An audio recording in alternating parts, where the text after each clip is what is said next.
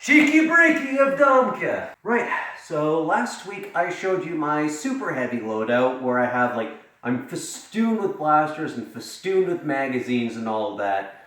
And I told you that it's really heavy and really awkward and it's slow but it offers a giant amount of firepower. Well, I've also got a loadout that's on the other end of the scale. Say I don't want to charge my batteries for 3 hours and, fill up the water tank and make sure I got all the rival rounds and all this setup and all this stuff, and I want to, be really quick and really nimble. That's where this loadout comes in. It's actually really simple. Same boots, because, these are my daily footwear now. They're ESTY tactical boots. They got a zipper on the side, so they're really quick and easy to get on. And they're really comfortable, too. Basic pants, depends on what I'm wearing that day. It could be some basic, just synthetic pants. It could be a pair of jeans. It could be pretty much anything. I mean, I don't have my kilt anymore, because I was once a Highlander, and I'm not anymore. But, the gloves, these are the gloves that I actually wear under the actual full gloves in my super heavy loadout. They're just dollar store thin woven gloves that I just cut the fingers off so I can have better tactile feedback. The shirt, this is more interesting. It comes from some Chinese company, and it's basically intended to imitate the sort of Adidas stripe look that you see often in Russian street monsters or Gopniks. This one, it doesn't have white stripes, it has reflective stripes. So if you've probably seen this here or there before, but I haven't done a full video on it. And it's also a tactical shirt, so it's got, pockets in the shoulders and stuff for, keeping cards and keys and stuff like that. It's all well and good.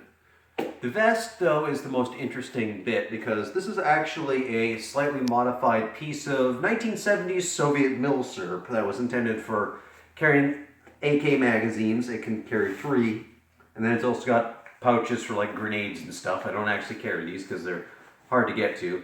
And the back is completely open, so there's nothing back here that's obstructing my movement. And, I got full freedom of movement. I could do all kinds of things. Nice and light, really nice and tight to my chest as well. The shemagh, same thing as I have on my super heavy loadout. I normally be wearing the same eye protection because that's how I record my videos and all that. The interesting part of my whole loadout is actually this thing, which you've probably seen before. This is my Aks74u Strife.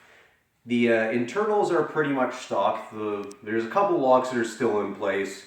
But what I did was I shunted the thermistor. So I took out the electronic lock, and that's pretty much it. And I shoved 3 Kulaks and 1 dummy battery in it. It doesn't really need to take long to charge, and I can also make it perform stock if I have to by just opening the tray, putting in some AA's, and we're good to go. The rest of this blaster is just an Aks74u worker kit, a 3D printed kit with a standard worker barrel on the inside that you might have seen.